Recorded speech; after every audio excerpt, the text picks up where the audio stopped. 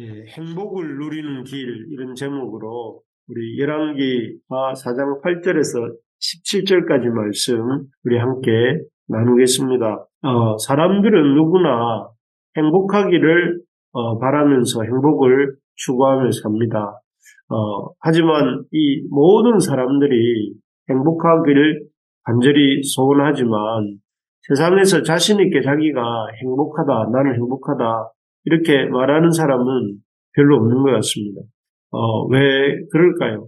자기가 뭔가 행복하기를 원하는데 행복하다고 하는 사람은 별로 없는 이유가 무엇인가 생각을 해보면 행복은 어떤 무언가를 갖는 것이나 또 무언가가 되는 데 있는 것이 아니라 행복이란 하나님과의 바른 관계에 놓일 때 진정한 바른 관계에 놓일 때에 오는 것이기 때문에 그렇다 하는 생각이 듭니다.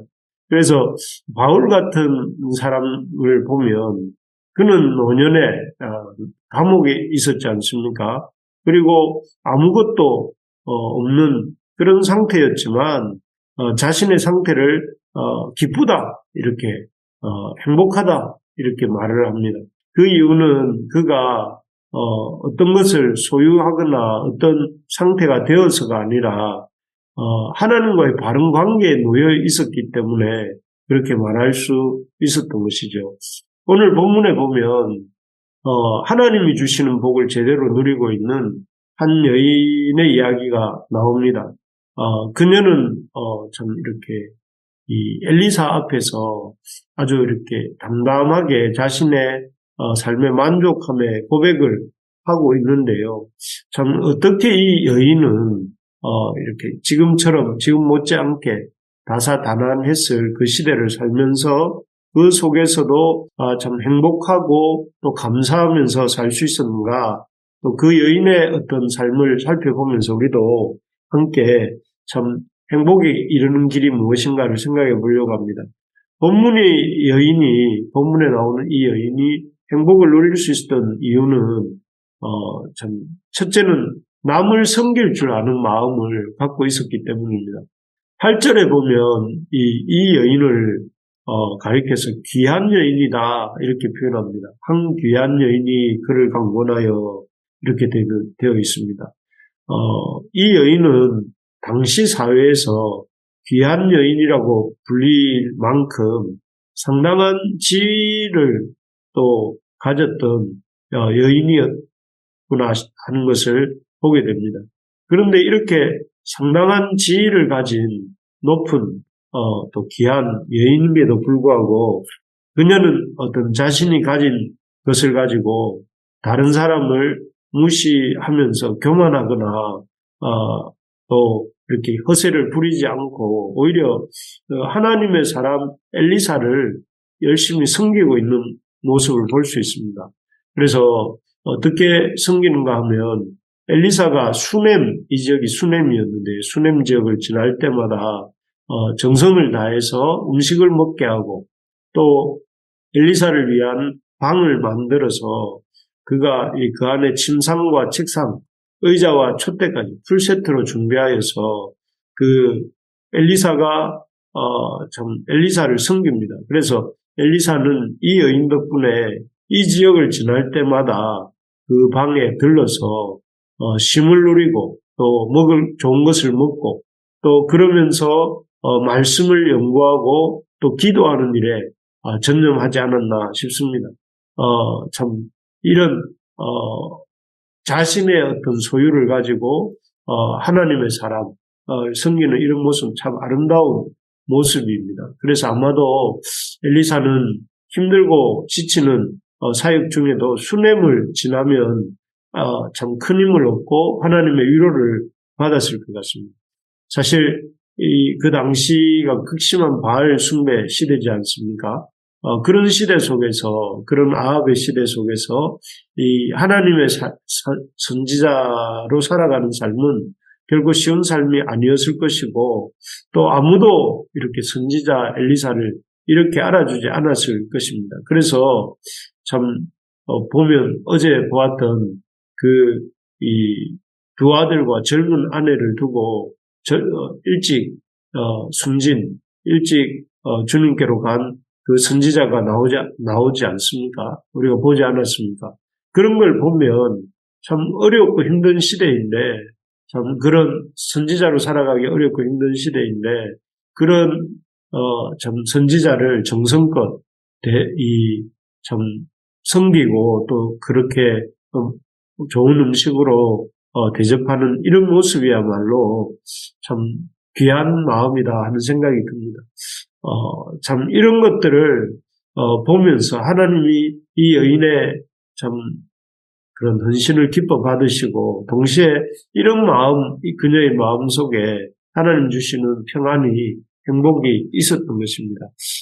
우리가 우리의 가진 것을 가지고 참 힘없고 약한 사람들을 섬길 때에 그것이 참 기쁨이 되고 또 그런 기쁨 속에서 우리의 행복이 찾아오는 것이죠. 특히 오늘 본문에 나오는 것처럼 이 여인이 참 힘없는 사람들, 내가 섬겨도 그 사람으로부터 어떤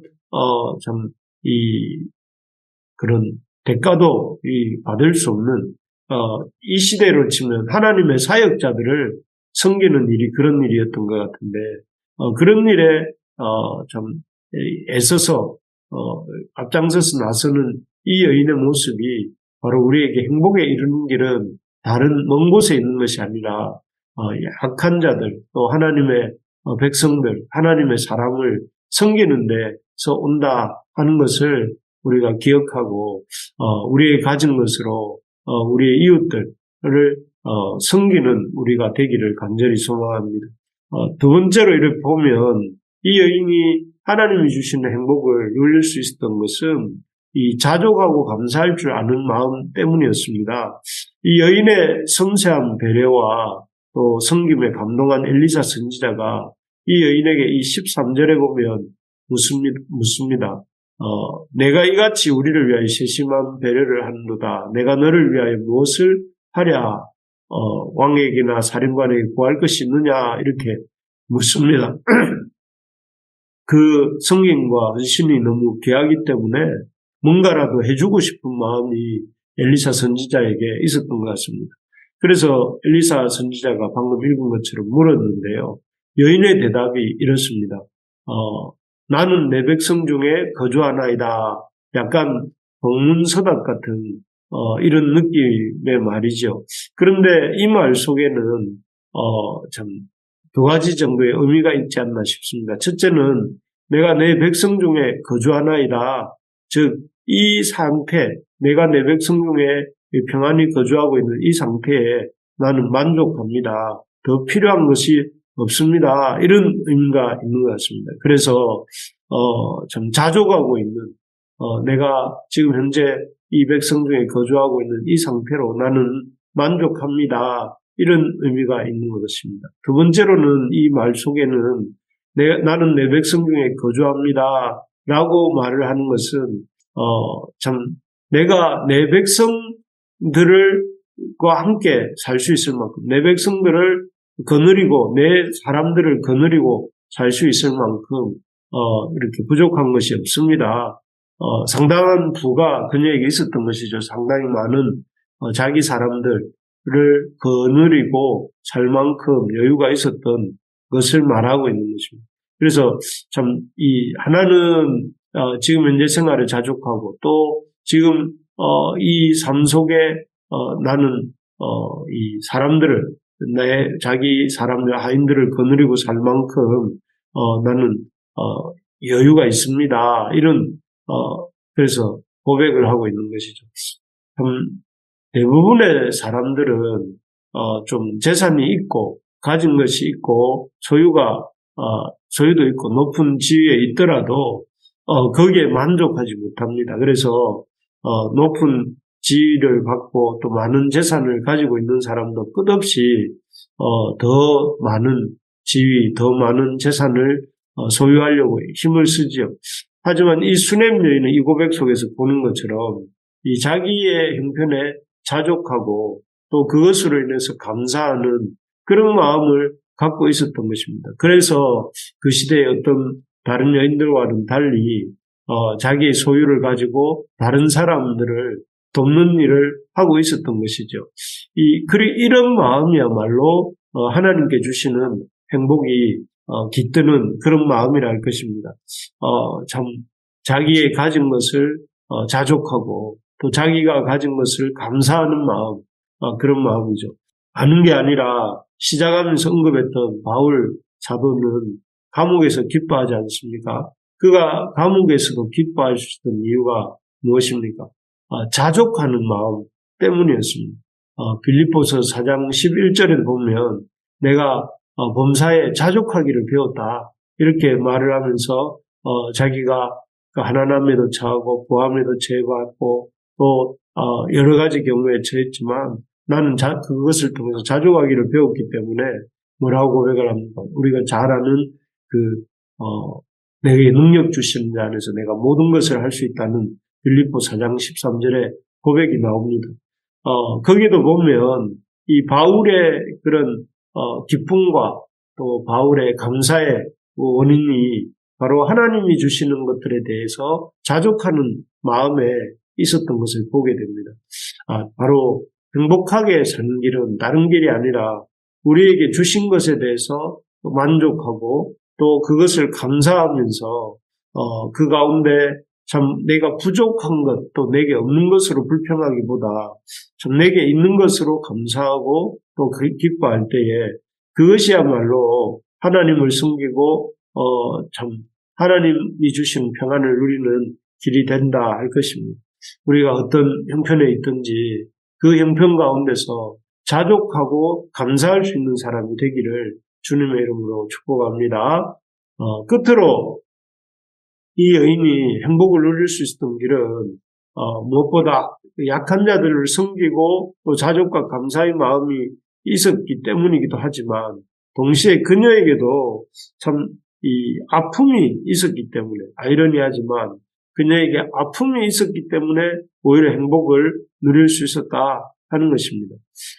이 모든 것을 다 가진 것 같은 여인입니다. 그래서 물질적으로도 또 사회적으로도 존경받는 그리고 영적으로도 아주 칭찬받을 만한 그런 여인이었습니다. 그렇지만 이 여인에게 참 말 못할 큰 아픔이 있었는데 그것은 이 자녀가 없다는 것이었습니다. 당시에 이 자녀 없는 여자는 투명 인간의 취급을 당하던 그런 시대였습니다. 참 이스나만한 존재처럼 취급당하던 그런 시대였다는 것이죠. 그런데 참 이 여인에게 자녀가 없었다는 것은 그녀에게 큰 그런 시대에 그 자녀가 없이 산다는 것은 큰 스트레스였을 것입니다. 참 그런 아픔이 이 여인에게 있었던 것이죠. 하지만 이 아들이 없음으로 인해서 그녀는 오히려 엘리사를 통한 하나님의 역사, 기적의 역사를 경험하게 되죠. 엘리사의 약속대로 그녀가 잉태를 하고 또 엘리사의 말대로 하늘가 지나서 이 아이를 낳게 되는데 참 그로 인해서 말로 할 수 없는 큰 기쁨을 이 여인이 맛보게 됩니다. 참 예수님도 마태복음 5장 4절에 보면 이렇게 말씀하십니다. 애통하는 자는 복이 있나니 그들이 위로를 받을 것이며 라고 말씀하셨죠. 애통함이 당장에는 애통함일 수 있지만 그 애통함 때문에 오히려 오늘 본문의 여인이 자녀 없음으로 인해서 애통하다가 자녀를 얻고 하나님의 위로를 받게 된 것처럼 이 어떤 우리가 삶에 갖고 있는 그 애통함이 오히려 우리의 감사의 제목으로 바뀌는 날이 온다 하는 것입니다. 그래서 우리가 우리의 삶에 있는 여러 가지 연약함과 애통함의 문제들이 이로 인하여서 우리가 낙심하고 또 좌절하고 고통스러워하지만 말아야 되겠습니다. 물론 이렇게 말한다고 해서 힘들고 낙심하는 것이 줄어드는 것은 아니지만 그럼에도 불구하고 그러한 이 연약함과 애통함이 언젠가는 우리에게 하나님의 복을 누리게 되는 그런 폭로가 된다 하는 것을 기억하면서 연약함과 애통함으로 인해서도 연약함이 있음에도 불구하고 기뻐하고 감사할 수 있는 우리가 될 수 있기를 소망합니다. 그래서 우리의 삶 속에 참 이 여인이 누렸던 행복의 길을 기억하면서 우리의 것으로 약한 자들, 하나님의 백성들을 섬길 줄 아는 우리가 되고 또 우리에게 있는 것을 자족하고 감사할 줄 아는 우리가 되고 또 무엇보다 우리 아픔에도 불구하고 기뻐할 수 있는 우리가 될 수 있기를 주님의 이름으로 축복합니다.